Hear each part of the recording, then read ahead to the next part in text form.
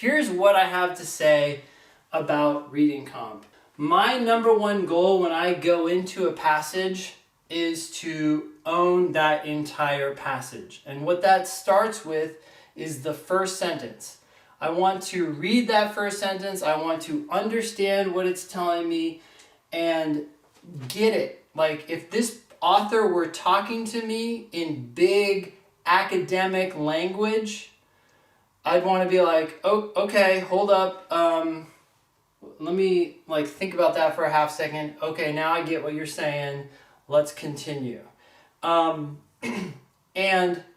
as I'm reading it and paying attention, it almost comes naturally that I start engaging with the author and trying to anticipate where they're going, right? Like if you understand what someone is telling you and you're focused on them, you're not thinking about other things, you naturally start to think like, oh, okay, I think this person is going in this direction, or I think this person is going in this direction, right?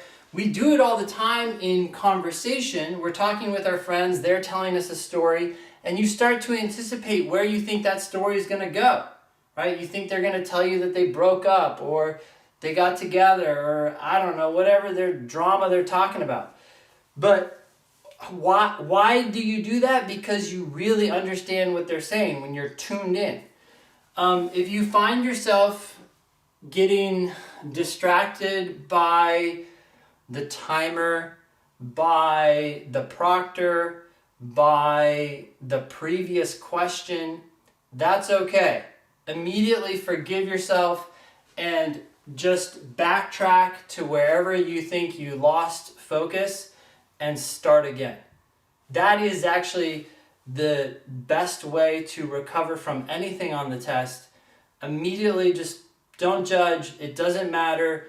You just need to recover. So many bad scores come from an inability to forgive yourself and just recover. It's like, you spend too long. You spend 12 minutes, 15 minutes on the first passage. Now that might not be too long for some of you. That might just be right. But for someone who's used to finishing or expecting to finish a reading comp section, they may be behind schedule. They get stressed and then they start going too fast or whatever. And it's really that reaction to the situation that ends up hurting their score, right? So whatever it is, you're always just trying to be dialed in, tuned in, focused on what that author is trying to tell you. Nothing else matters.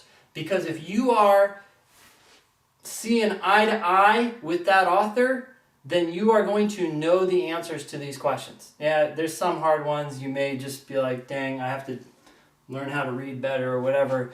But for most of these questions, they're going to come naturally, okay? All right, so that's my only advice. I mean, there's more to say about reading comp, but you really have to be comfortable when you finish each sentence that you get what the author's trying to tell you. And if you get it, if it makes sense, then keep reading. There's no reason to slow down unnecessarily if you're in tune. And you're like, okay, I think this is what I think of that, but I'm going to move on and kind of keep up with what you're saying. That's my main piece of advice.